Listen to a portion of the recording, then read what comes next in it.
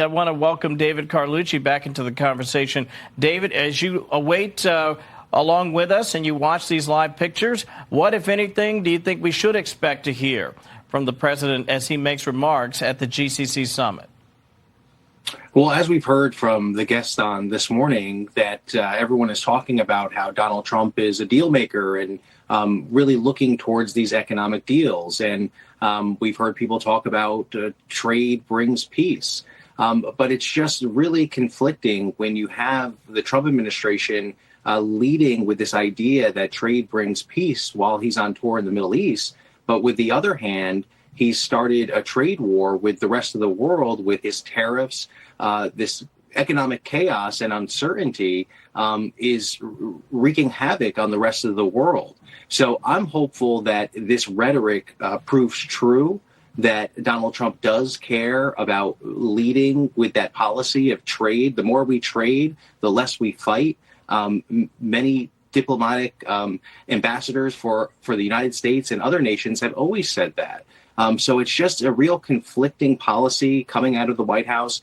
One set of treatment for Saudi Arabia, another set of treatment for Canada and our strongest allies. So not only is it conflicting, but even more so, it brings that chaotic atmosphere to the world stage in terms of the economics and particularly the consumer confidence right here in the United States. And that's the troubling part, right? Many people are seeing this as a major conflict because you have a major change of policy in terms of talking about all these trade deals, but meanwhile inflicting all of this economic pain on tariffs on the rest of the world. And what sits in the middle of this? Major perception of ethical conflicts in terms of investments by Trump and the Trump family in the Middle East. And then obviously the issue of the $400 million plane from Qatar in terms of what that means in terms of having this relationship where it might be some undue influence. So all of these things are very concerning to me. And I'm hopeful that the president can clarify some of these issues and have a more standard diplomatic policy, particularly when it comes to our strongest allies.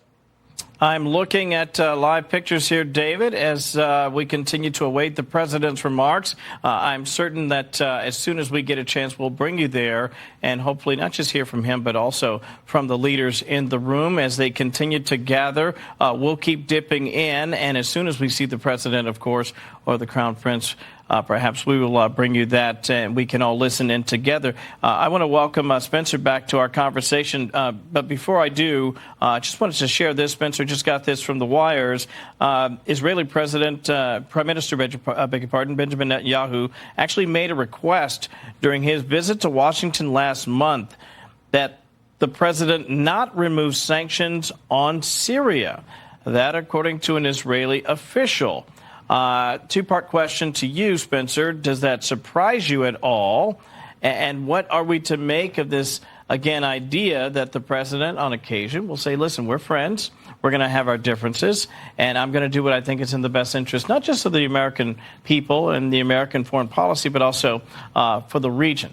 Yeah, I mean, the Middle East, as people often say, is a rough neighborhood. Yeah. Syria is one of the rougher neighbors that we've had there, and obviously has been embroiled in a civil war for a long time, has had horrible leadership, has had not a lot of opportunity or anything for its citizens. And obviously it's been sort of in parts and parcels controlled or at least sort of moderated by either the Iranians or the Russians over the years. And because of that, it's been a key supply route for Iran to ship weapons, munitions, fighters, other things into Lebanon for their Hezbollah terrorists that are there. And so I think that's probably why Israel would be concerned, rightfully so, about what's going on in Syria and what's going to happen there.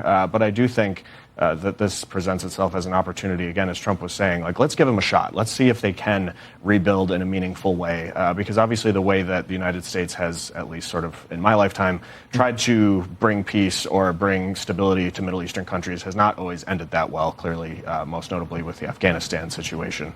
And so I think, you know, it makes sense for Israel to say, we want you to make sure that Syria doesn't get out of control. But I do think compared to when Joe Biden was in office, these sort of bad actors have a much clearer idea of what will happen if they try to flaunt what the United States expects of them. And as we keep looking at these live pictures, I want to get your reaction before we welcome Eugene back into the conversation. Spencer, you heard David there talk about possible conflicts of interest with respect to family businesses. I don't remember how much he said about the Biden family conflicts. I'll have to get David's take on that again, I don't want to get into whataboutism, but he also mentioned the fact that there are tariffs, although I'm often the first person to mention that if tariffs are so bad, then why is everybody tariffing the U.S.? Which certainly has been the case for many, many years. But that notwithstanding, it's also fair to say, as we watch the president walk in here, that reciprocal tariffs are all the rage. I'm going to